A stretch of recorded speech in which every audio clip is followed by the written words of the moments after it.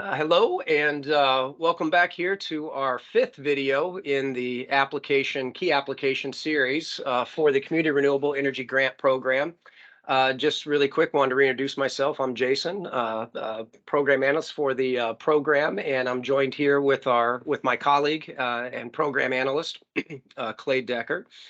And in this particular video, we're going to move through section 8 of the application. And again, these are the key application questions, not every question for the application, but some of the key questions related to the competitive scoring review criteria that you'll find in the opportunity announcement.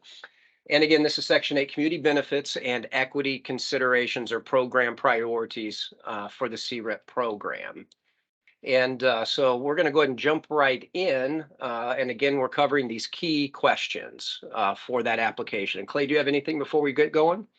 Okay, well, I would like to remind everybody that if you have not gone through the entirety of the opportunity announcement that you're interested in, and after you've reviewed the opportunity announcement, please go to one of our user guides that we have on our website, one for construction and one for planning, that walks you through the entire application process.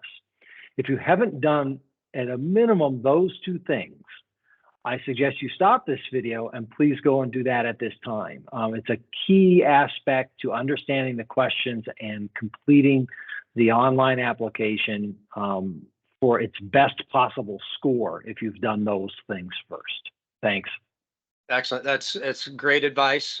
Clay and I, during each of these videos, cannot stress enough how important the application guides are, the resources available on the website, and just getting a deeper understanding of what we're looking for in these questions. And with that, we'll go ahead and jump right in. Again, this is one of the first questions you're going to come across in section 8. And this would be on a prior question answering yes. And on that yes, we'd be looking for you to describe the qualifying environmental justice community and detail how the members of the qualifying community are those primarily served by the Community Renewable Energy Project, so your proposed project. And what we're looking for here is for you to be providing specific details how members of the local environmental justice community are being primarily served by that project. If you don't have that information, or if you aren't able to describe specifically how that's going to impact, then of course you're going to be entering either unknown or not applicable in this section. And Clay, do you have something to add there? No, again, go back to in the opportunity analysis are the scoring criteria, and you'll see where this one fits in under the several bulleted items in the equity section. And the difference between a strong application and a project that really serves a environmental justice community versus a project that is just maybe located in or has a certain number of their population being served is a big distinction, and that's what the reviewers will be looking for. Does the one example is a project that has net metering from their renewable energy system, and they are calculating the savings of that net metering and applying a very specific dollar amount to their utilities low-income service program. Very specific. You've got number of people served, you've got dollar amounts involved, a very clear example. Others are, hey, our city has certain neighborhoods or certain percentages that are these various environmental communities, and they'll be served because our project serves the whole city, right? That is an example. It's a bit subjective on primarily served or not, but those are the types of answers that project can support, and that's what we want to see.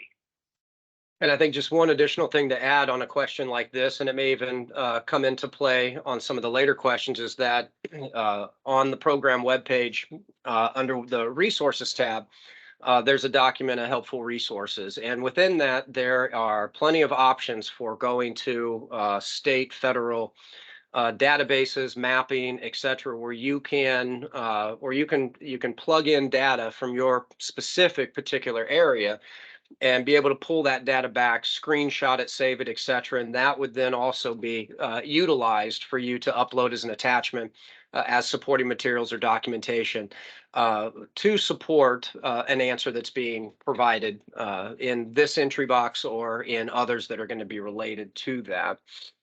And we'll go ahead and jump into the next one. In the prior video, I alluded to a question that's in the project plan that talks about listing out the project leaders and what have you. And then I mentioned that we would see another one similar to that in section 8, and this is that particular question. Please provide a brief bio of the project leaders below. This is not a repeat question from section 7. That particular question had to do with the actual project, the physical project on site, who those partner individuals were, etc. What we're looking for here in this question is we're looking for project leaders that are outside of the physical project, leaders that have been incorporated into the project from the local community, the local qualifying community entities, organizations, nonprofits, as well as environmental justice community members, leaders, heads of nonprofit. These are project leaders that are from organizations that have input or have been advised into this project because it's going to be primarily serving these environmental justice communities. This is where those bios come into play. And Clay, did you have something to add there? In some cases, on how your organization is set up, they may be some of the same people.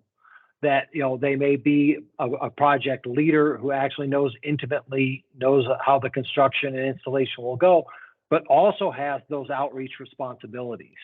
So if you do need to repeat somebody, absolutely, that's okay, but clearly describe their role related to community benefits, equity, outreach, and working with leaders. The strongest applications, again, will actually have leaders from outside of the organization who are related to environmental justice communities and who have been given a leadership role on forming, designing, and implementing this project.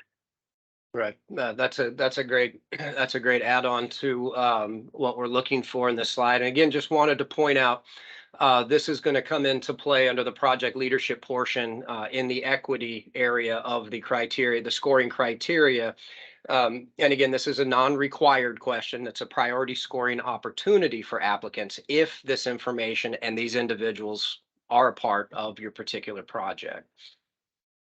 Another priority scoring opportunity that's going to be in that same subset of the equity considerations is please detail any community involvement in this proposed project, highlight any involvement with qualifying environmental justice communities in your answer. Now, this particular one goes back to, I believe, in our second video where we were talking about section 5, where we were talking about stakeholder consultation. That was more of a broader outreach effort, engagement, involvement from stakeholders in a broader way into your project.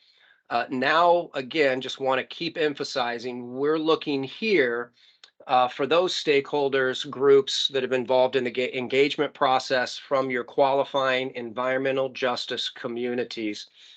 So just we want to mentally separate those two. They look like a very similar, the same question, but we are looking for different information. And again, this is not a required question.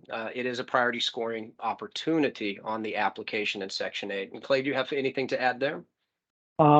Nope, it's tied to the equity section in the competitive scoring criteria. And this also is project specific. A lot of round one applications mentioned climate action plan that their organization had in general. That's great. That is worth mentioning. But if you don't, it's not as strong if you don't tie the design, development, and benefit package of your project back to that organization-wide community action plan. So it's one thing, there might be points for just having a community action plan and mention it, but if you can directly tie the growth, development, planning of your renewable energy project for this grant to that community action plan, that makes a stronger scoring opportunity. And continue to move forward. At this point, I do want to emphasize this video will be a little bit longer. The benefits section, the program priorities and benefits section does have a lot of key questions that are priority scoring or direct scoring opportunities. So this will be a little bit of a longer video as we touch on these key application questions. But in this next one, again, we're still talking about in the scoring criteria of our community partnerships under the equity area of the criteria. And this is describe outreach done to qualifying communities. If qualifying communities have been involved in the project development and operations, please include a description of the communities and how they have been involved. Now, this one is where we're looking for you, to the prior question, if you were answering that, we're looking for even more information, even more detailed information of specific examples where there has been some outreach to these qualifying communities. And we don't have any guidelines on what that needs to be, but your best opportunity for getting the scores in this area is to describe those, and then if you have them, upload that supporting information clearly labeled for the reviewers. Clay, do you have anything? But this race, but back to the beginning of the section where we talked about how the project serves environmental justice communities. So there is overlap in these questions. Now we want to maybe have you describe how you came about coming up with that service elements of the project that relate back to that earlier question. In the outreach, contacting the leaderships of environmental communities, involving them in the project. How did you go about those things if you've done so? Excellent. And in this next question, we're starting to move into more of the location aspect, or this ties in with the community location under the equity area. And this is going to be another follow-up question that pops up if you answered yes to the prior one. And this is to describe in detail how and to what extent the community qualifies as an environmental justice community. Similar to the other, these appear a little bit similar, but what we're looking for is one is more project specific and serving that community, and this is more of how that qualifies as an environmental justice community. And so, as I mentioned before, this is another area where utilizing some of the resources to provide qualitative, quantitative data, mapping, etc., down to your specific location where this project is going to be. And what we're looking for is specific details about the local environmental justice communities that'll be served, primarily served by this project, if they're going to be primarily served, and if not, how they would be served in general, just that basic information. And so again, I just hint back to that list of helpful resources document with links on the program webpage. And Clay, do you have anything to add here? Well, the preamble question is your project located in a qualifying community? And then we want the details of yes about that. And it can be as simple as, yes, we are rural.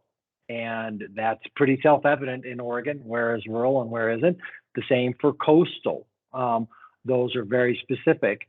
But if you want to describe in more detail specifically where that project is located and how it relates to the definition of environmental justice communities, this is the place to do that. Excellent.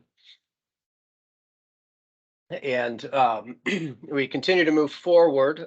This is another priority scoring opportunity, so it's a non-required question. And this is seems like a difficult question, but it is relatively easy. Describe any equity framework used by the applicant in developing the project.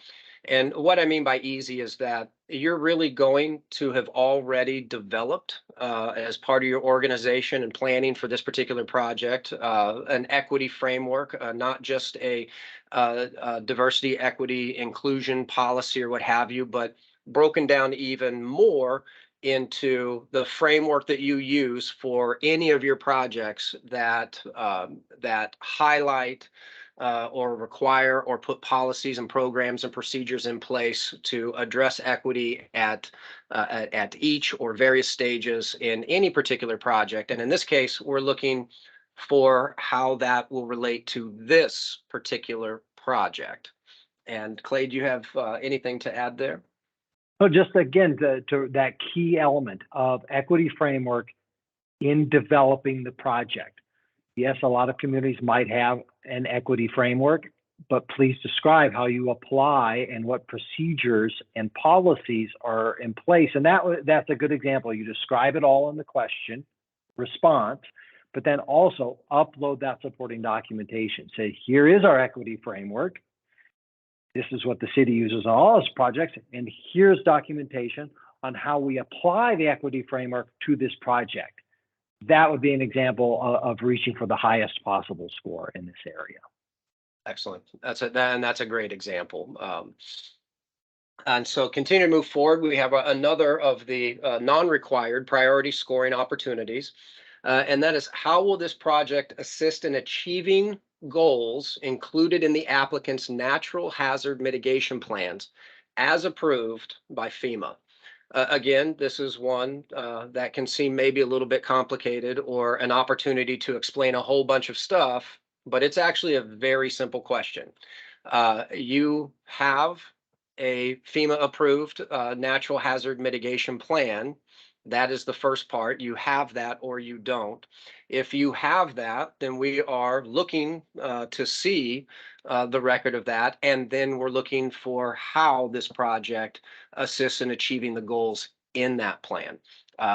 Very, very simple, kind of a yes or no area with some supporting details there. Clay, do you have anything to add there?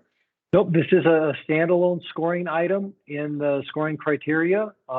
And so those folks that can answer yes to this and then describe the specifics related to the project have scoring opportunities, and others may not. Right on. So as we continue to move forward, this is kind of a key one under the subheading in the program in Section 8 of the OA scoring criteria for the energy cost savings area. And that is detail any direct energy cost savings to families and small businesses from the proposed project. Again, this can be thought of as maybe being a very expansive area to answer a question, but the truth is it's really a simple area to answer that question. That is that this project is going to have direct energy cost savings to families and or small businesses in that local qualifying EJ community. Or it's going to be potentially unknown what those savings, direct savings could be, but definitely want to highlight the word direct energy cost savings to small businesses. And with that word direct, we'd be looking for how, explaining how and where we would expect to see that. And Clay, do you have anything to add there?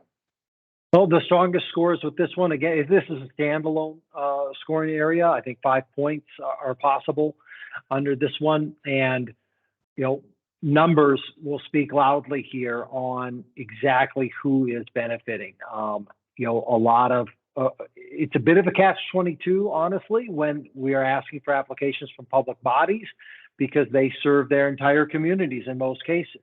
Yeah. And that's fine mentioning it, but that steers away from being direct, as Jason mentioned. So just wanted to highlight that. And also down in the application guidance area is a nice hint as well, as you're looking at maybe developing this question or developing your response to this question and supporting documentation. And that's, that level of anticipated cost savings, maybe that amount of savings predicted versus the grant amount being requested over time, estimated number of, diversity, and types of families and businesses that would see, and here we go again, direct savings. So just consider all of that with that answer if this is applicable for your project on the application. And we'll go ahead and continue moving forward in a similar vein. This is another one of those standalone scoring areas. And that question is, describe the level of economic development that will result from the project. And again, we are looking for what your forecasted, anticipated, or proposed or planned economic development from this project. Maybe that's economic development that relates back to these communities. Maybe it's economic development that extends beyond that. But we are definitely looking for something that is beyond just the job creation. We've already addressed that in the application. Each of these projects are clearly going to have some economic development in the jobs category. We're looking for more. What's beyond that? And Clay, do you have anything to add there? Nope. You covered all the points on that one, Jason. Okay. All right. We'll keep moving through. And here is one of those standalone scoring opportunities. This is going to be just in a construction system with a resilient component. This will not be scored in just a renewable energy system only. And there'll be a prior question on this one. And maybe if I'm lucky, you'll be able to pull that prior question up. But the question here, the follow-up is, describe the energy resilience benefits provided by the proposed project. Include key resilience factors such as the nature of the facility being served, a description of the community being served, the importance of the facility to the community, and specific natural hazards being planned for with using the system, and the duration of backup power provided by the project. So how impactful will the resilience component be, and even timeline impact, duration, is that going to be on this facility, and then the importance of that facility to these different criteria. And again, the resilience component, if you go back to our definitions and all the info about the bill, the rules, etc., we are looking at those projects that are highly focused on structures or facilities that are essential to the public welfare. And I'll let Clay provide some more there. Yeah, I mean, you've touched all of the key points. I just want to reiterate, this is a compound question. And so break the question down into its pieces and answer every portion of it to the best of your ability. And use this question, we would hope that in looking at the opportunity announcements, that if your organization had the opportunity to design a project around the grant, then you could address these more clearly. For those that have projects already in the pipeline and are just looking at a way to apply this grant application to their project, that's just the nature of business, and you'll have to do the best that you can do. But just break it down, answer each element where you can for the best possible score. Yeah, and I would add to that, just like what Clay said, is if you had an existing project already in motion, addressing each of these compounds, addressing those even for that particular project is, it's not only going to strengthen that application, but it's also going to give us a lot more information internally and from the review standpoint of just a larger framework or larger picture of your project in general, and what the anticipated benefits were, even in your own mind prior to planning this out before you knew about the CREP grant. So that information is always great for us as we're assessing and reviewing the projects, as well as for the evaluators. And here's our last one, not the last one in this entire section, but the key one. This is what we were trying to cover in this particular recording group. And that is, please describe the extent to which the project includes inclusive hiring and promotion policies. Again, this is not required. It's a standalone scoring opportunity, a priority scoring opportunity.